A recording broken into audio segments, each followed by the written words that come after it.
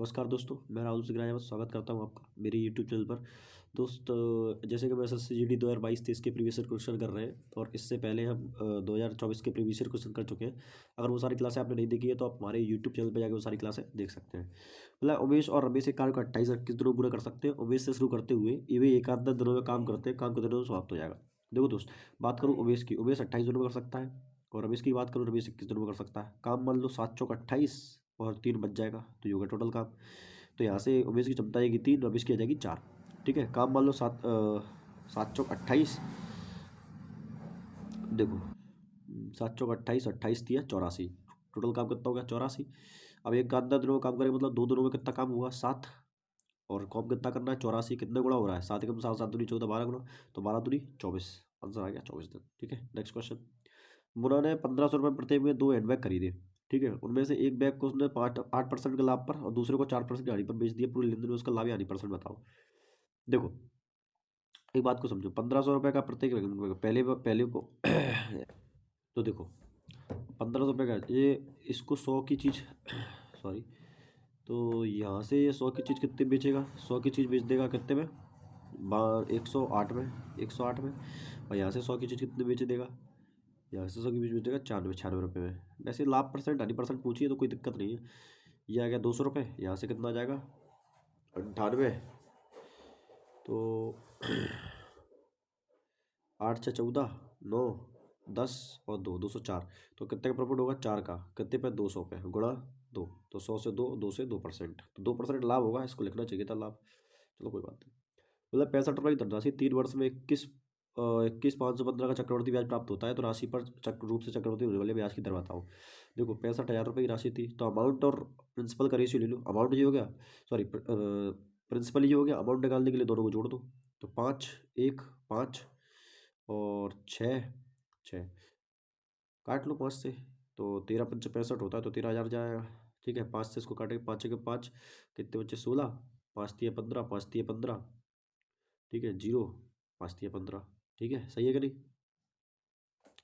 और कट रहा है क्या और तो कट रही ना भाई, तो कैसे बनेगा सवाल, थोड़ा सही है कि नहीं। अच्छा यहाँ पे 8 आएगा, सॉरी 8 आएगा पूरा काटना पड़ेगा यार, 8 आएगा, तो यहाँ से 5 बार जाएगा, तो देखो 5 एक 5, कितने बचेंगे 5 7 35, 5 दिए 15, 0, 5 दिया 15। ठीक है, अब 13 से जाना चाहिए मेरे हिसाब से, 13 एकम 13, 4 43, 13 3 39, 13 3 39, कितने बचेंगे 4, 13 3 39, हाँ 13 से कट रहा है, तो ये 1,000 बढ़ जाएगा। तो देखो 13 एकम 13, कितने बचेंगे 4, 13 3 39, कितने बचेंगे 4, 13 3 39, एक बचा 13 एकम 13। तो आप जानते हैं, देखो क्यूब रूट बनना है 10 से 10 का और 11 का, तो कितना परसेंट होगा 10% ब्याज होगा। ठीक है, नेक्स्ट क्वेश्चन।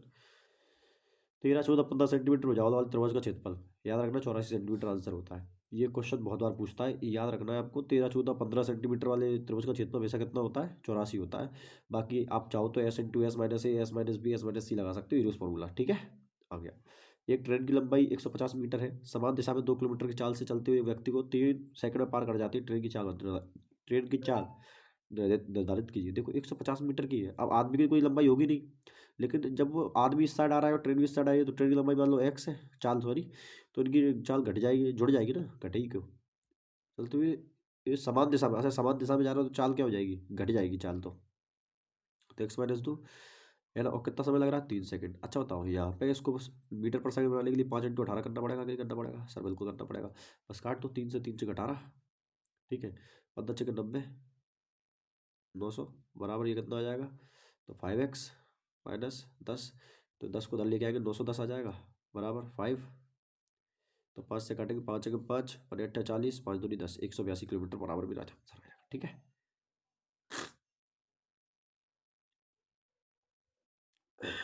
अगला क्वेश्चन।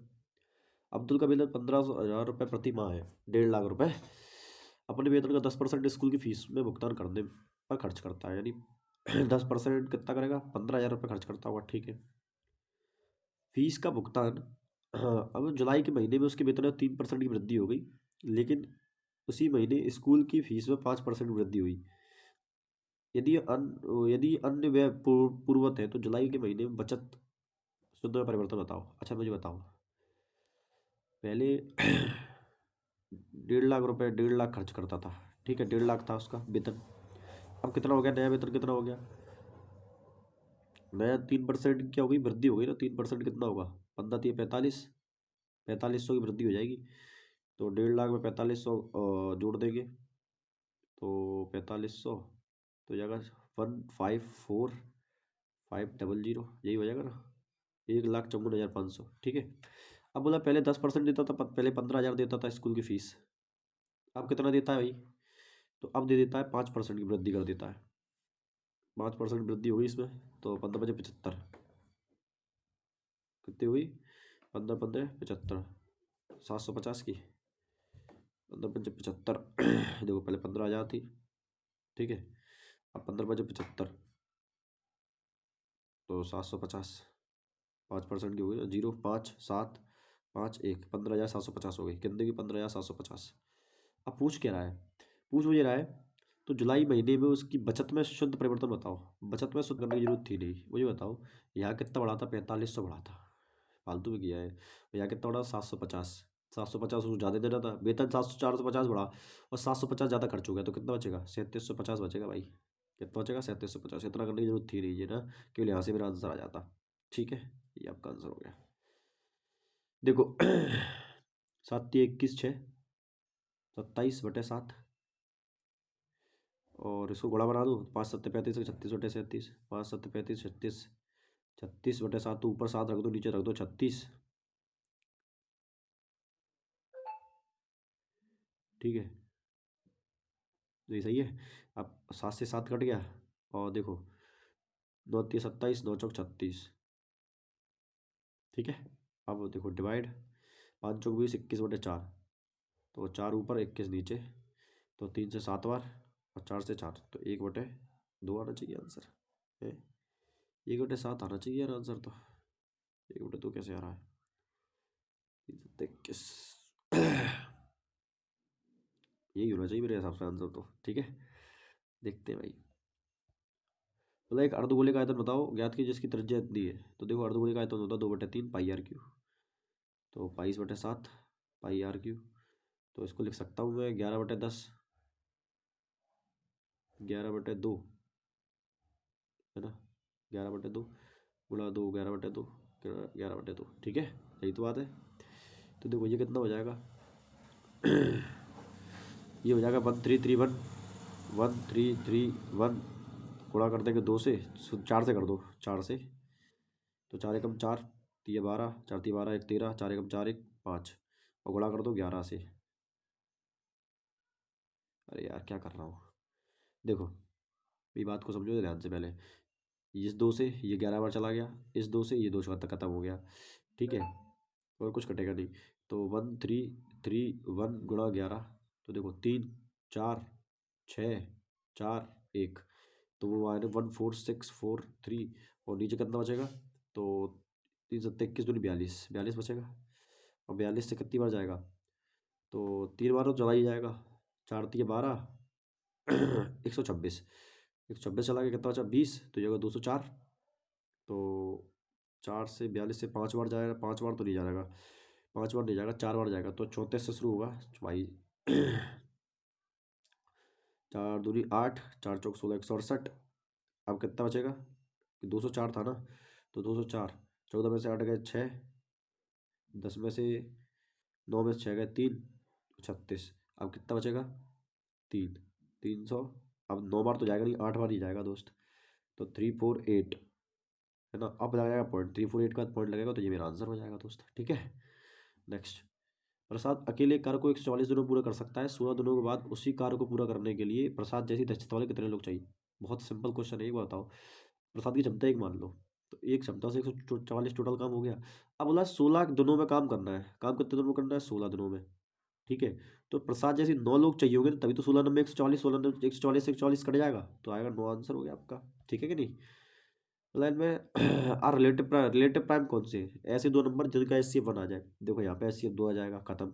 यदि यहाँ पे एचसीएफ 2 आ जाएगा, यहाँ पे एचसीएफ 2 आ जाएगा, यही आपका आंसर हो गया। ठीक है,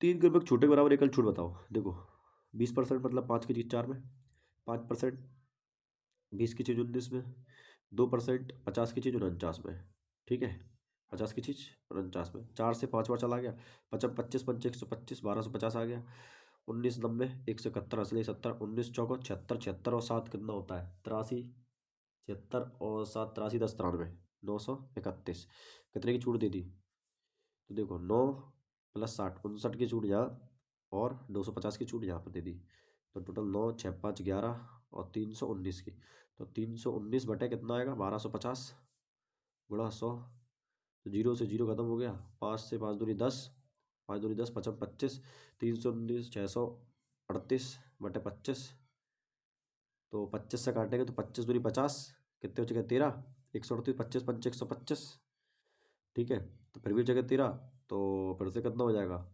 130, 25 पंच 125, 25.5 आएगा, तो ये आपका आंसर हो जाएगा, ठीक है।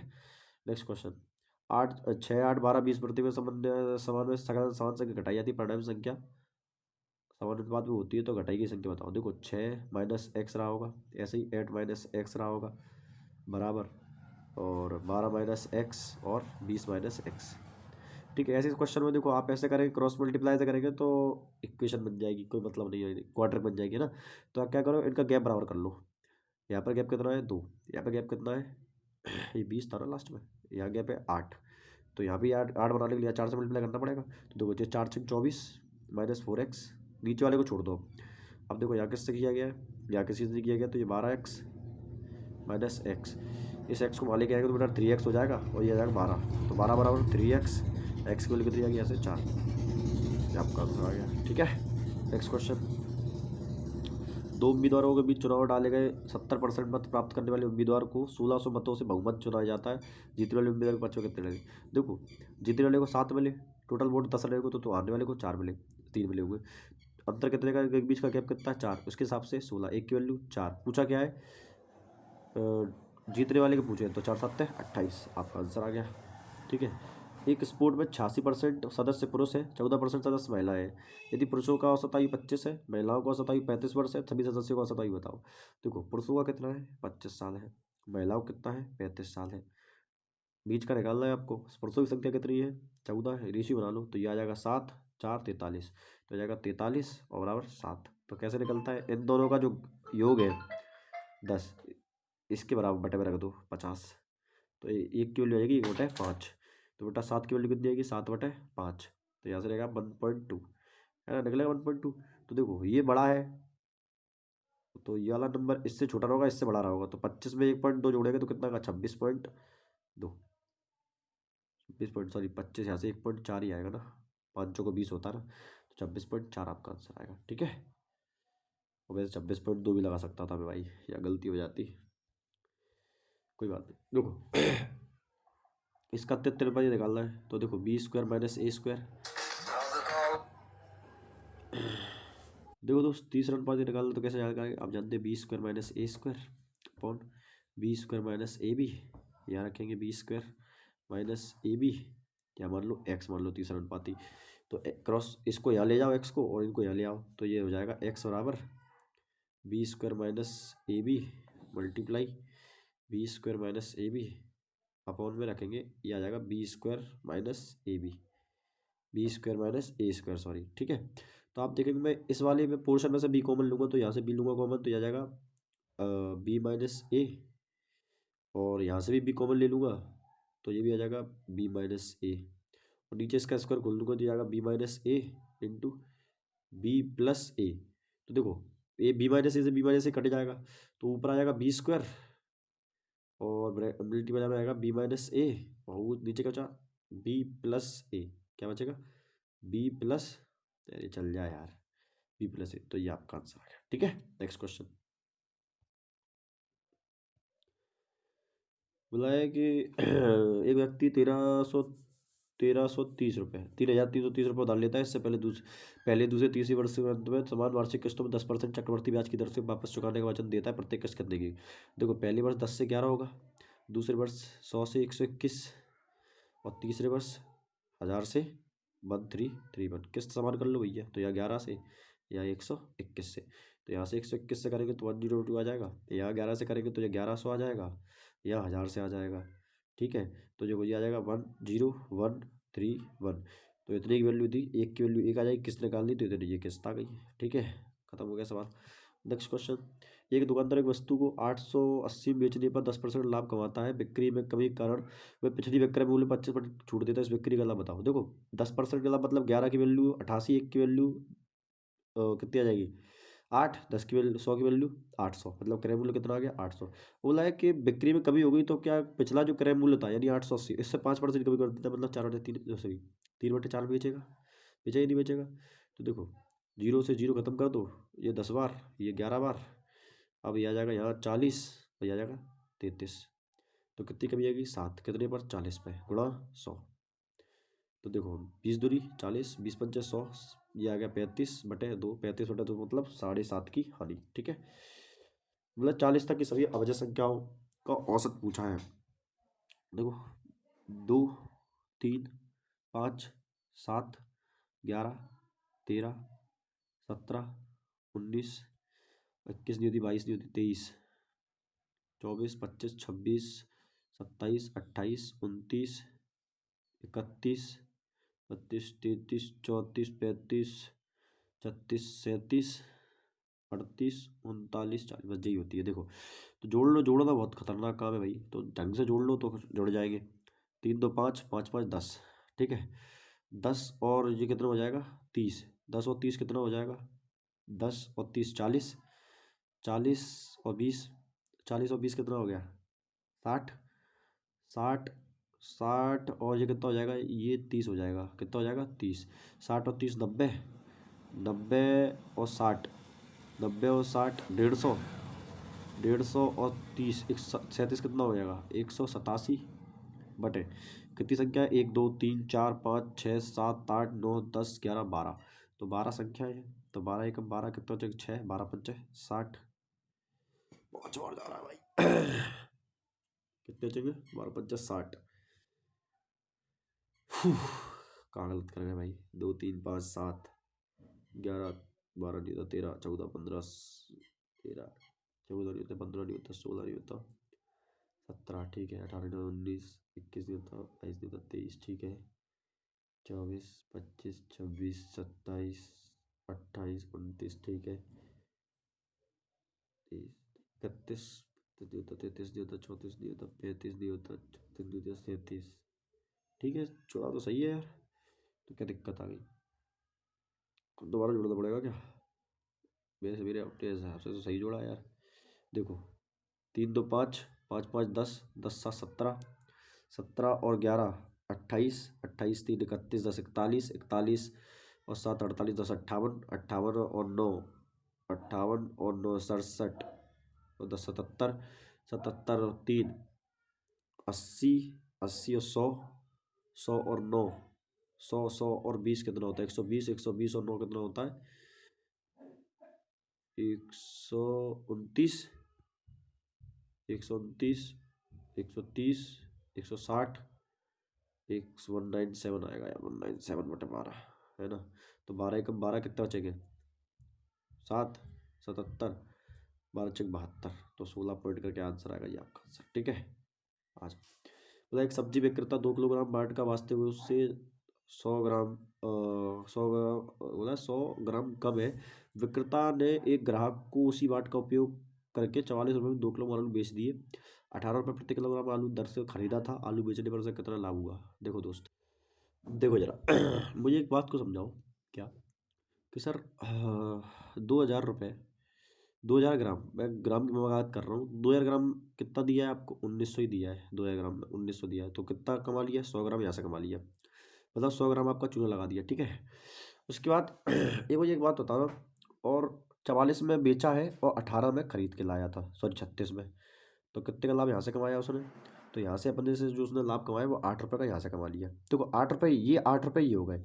अब मुझे एक चीज़ समझाओ, वो खरीद के तो लाया था बस 36 रुपये का जो था 36 नहीं 18 रुपये का 1,000 किलो था, 18 रुपये का 18 रुपये में 1,000 ग्राम था, कितना था ये 8,000 ग्राम, और यहाँ मुझे 100 रुपये ग्राम का 100 रुपये का 100 ग्राम का और चूना लगा था, तो मैं 100 ग्राम का और मूल्य निकालूंगा कि 100 ग्राम कितने का था। अच्छा 18 रुपये का 1 किलोग्राम, तो 100 ग्राम कितने का 1.8 रुपये का, यानी 1.8 रुपये का तो चूना यहाँ से लग गया मुझे, और 8 रुपये यहाँ कमा लिए। टोटल कितना हो गया, यानी 9.8 रुपये मुझसे इसने टोटल कमा लिए। ये मेरा आंसर हो गया। लास्ट क्वेश्चन और देख लो भाई।